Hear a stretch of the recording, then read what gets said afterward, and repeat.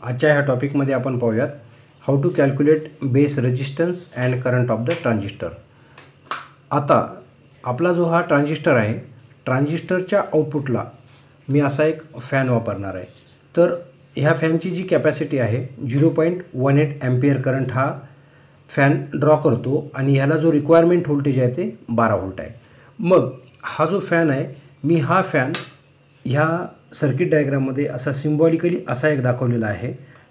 तर हा जो फॅन आहे, हा फॅन 0.18 एम्पियर म्हणजेच ह्या ठिकाणी जो करंट ड्रॉ करणार आहे तो कलेक्टर करंट बरोबर आहे 0.18 एम्पियर। आता आपल्याकडं ह्या कॅल्क्युलेशननुसार आता मला ह्या BC547 ह्या ट्रान्झिस्टरचा वापर करून मला RBची व्हॅल्यू कॅल्क्युलेट करायची आहे आणि IBची व्हॅल्यू कॅल्क्युलेट करायची आहे। तर सिंपल आपण जेव्हा प्रॅक्टिकली ट्रान्झिस्टरचा वापर करत असतो त्यावेळेस ट्रान्झिस्टरला जो लागणारा करंट आहे तो करंट आपल्याला सुरुवातीला कॅल्क्युलेट करावा लागतो। तर त्या कॅल्क्युलेशनसाठी हा एक फॉर्म्युला आहे। आता सपोज आता आपल्याला ह्या ठिकाणी IB हा कॅल्क्युलेट करायचा आहे, म्हणजेच बेस करंट आता इथे कॅल्क्युलेट करायचा आहे। आता बेस करंट बरोबर एक हा फॉर्म्युला आपण वापरू शकतो, बेस करंट बरोबर कलेक्टर करंट डिवायडेड बाय 10।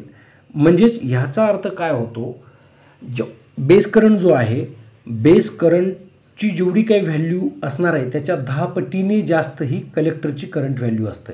म्हणून ह्या ठिकाणी हा एक फॉर्म्युला वापरू शकतो आपण।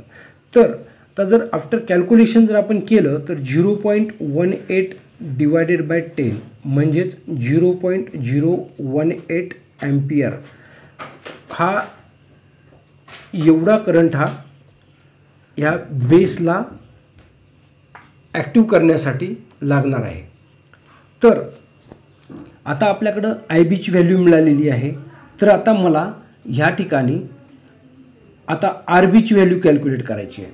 तर RBची व्हॅल्यू कॅल्क्युलेट करण्या अगोदर तर आपल्याकडं ओहम बाबा नावाचा एक शास्त्रज्ञ होऊन गेलेला आहे। त्या ओहमनं आत्तापर्यंत इलेक्ट्रिकल आणि इलेक्ट्रॉनिक्समध्ये त्याचा जो काही फॉर्म्युला आहे त्या फॉर्म्युल्याचा आधार घेऊन बरेच कॅल्क्युलेशन हे सोपे झालेले आहेत। तर आता त्याच फॉर्म्युल्याचा आपण ह्या ठिकाणी वापर करणार आहोत, म्हणजेच V = IR हा असा ओहम्स लॉ हा एक फॉर्म्युला आहे। तर ओहमच्या सिद्धांतानुसार आपण हा घेतलेला आहे V = IR। मग आता मला ह्या BC547चा बेसचा जो रेजिस्टन्स कॅल्क्युलेट करायचा आहे, तर त्या रेजिस्टन्स कॅल्क्युलेशननुसार मी ह्या ठिकाणी एक फॉर्म्युला तयार करून घेतो। RB = V divided by IB। म्हणजेच हा जो V आहे, आता V आपल्याला अजून कॅल्क्युलेट करायचा आहे। तर V बरोबर V कोणता व्होल्टेज येऊ शकतो ह्या ठिकाणी, हा जो VBB म्हणजेच हा एक व्होल्टेज आहे, म्हणजे जो काही आपला इनपुट व्होल्टेज देणार आहोत तो इनपुट व्होल्टेज VBB मायनस मग ह्या ठिकाणी जो काही व्होल्टेजचा ड्रॉप होणार आहे, मग हा व्होल्टेजचा ड्रॉप कशावरती डिपेंड आहे, हा जो व्होल्टेजचा ड्रॉप आहे, हा व्होल्टेजचा ड्रॉप आपला जो ट्रान्झिस्टर तयार होतो तो ट्रान्झिस्टर कोणत्या सेमीकंडक्टरपासून बनलेला आहे, तर त्या हिशोबाने त्याची जी काही प्रॉपर्टी आहे त्या प्रॉपर्टीनुसार जर समजा सिलिकॉन ह्या सेमीकंडक्टरपासून बनलेला असेल तर त्या ठिकाणी जो व्होल्टेज ड्रॉप येतो 0.7 व्होल्ट आणि जर्मेनियमपासून बनलेला असेल तर त्याचा जो व्होल्टेज ड्रॉप येतो तो येतो 0.3 व्होल्ट। तर आता ह्या ठिकाणी असं एक कन्सिडर करूया VBE, मग हा घेतला आणि IB। मग RB कॅल्क्युलेट करत असताना VBB आपल्याकडे आहे 12 व्होल्ट, मग त्यानंतर VB 0.7 व्होल्ट आणि IB जो आहे IB म्हणजे 0.018। मग आपण हे सर्व जर कॅल्क्युलेशन केलं, सर्व कॅल्क्युलेशन केल्यानंतर ह्याची जी काही व्हॅल्यू येणार आहे ती व्हॅल्यू जवळपास 5600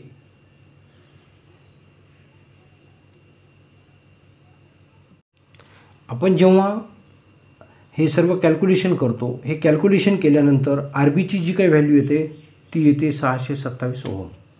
म्हणून मला जी मिळालेली व्हॅल्यू आहे RB बरोबर 627 ओहम आणि IB जी आहे ती म्हणजे 0.018 ॲम्पियर. मग हे दोन व्हॅल्यू आपल्याला मिळालेले आहेत आणि आता ह्या रेजिस्टन्सचा उपयोग करून आपण आता प्रॅक्टिकल करून पाहूया. तर ह्या ठिकाणी जो RE आहे हे फक्त एक प्रोटेक्शनसाठी म्हणून एक मी 100 ओहमचा रेजिस्टर्स त्या प्रॅक्टिकलमध्ये वापरणार आहे. मग ह्यानंतर हा जो BC547 ही जी ट्रान्झिस्टर आहे त्याला जो लागणारा बेस करंट आहे आणि रेजिस्टन्स आहे आपण हे कॅल्क्युलेशननुसार आपण पाहू शकता आणि हाच आता मी ब्रेडबोर्डवर प्रॅक्टिकल आपल्यापुढं करून दाखवतो. हा ट्रान्झिस्टर BC547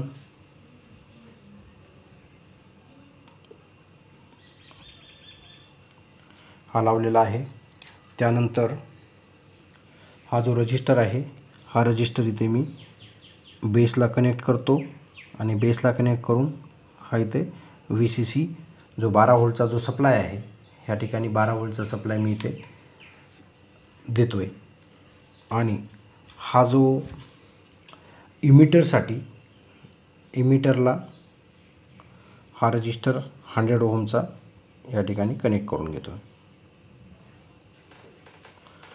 आता मेन जो आहे आपला हा फॅन जो आहे हा फॅन मी कलेक्टर आणि ट्रान्झिस्टरच्या कलेक्टर पिनला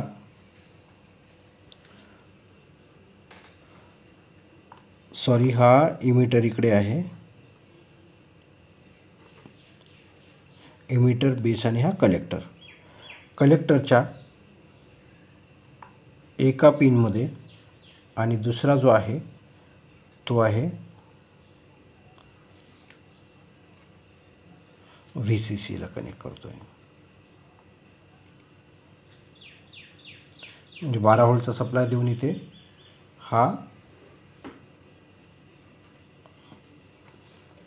हे अशा प्रकारे ह्या ठिकाणी या सर्किटची अरेंजमेंट करून घेतलेली आहे.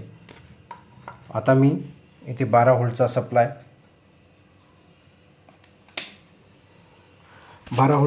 देतो. 12 व्होल्टचा सप्लाय दिल्यानंतर जो फॅन आहे हा फॅन आपल्याला असा फिरायला लागतो.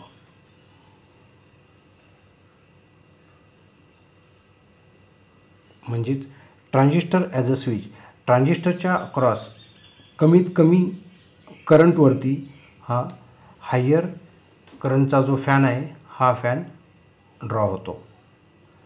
म्हणजेच ट्रान्झिस्टर ॲज अ ॲम्प्लिफायर म्हणून जसा आपण वापरतो त्या पद्धतीनं हा फॅन आपल्याला रन होताना दिसतोय. तर मित्रांनो असे छोटे छोटे प्रॅक्टिकल पाहण्यासाठी माझ्या व्हिडिओला लाईक करा, शेअर करा आणि माझे व्हिडिओ नक्कीच सबस्क्राईब करा. आणि अजून अशा प्रकारचे छोटे छोटे जे काही कन्सेप्ट असतील ते कन्सेप्ट मी सांगण्याचा माझा हा प्रयत्न राहील. धन्यवाद.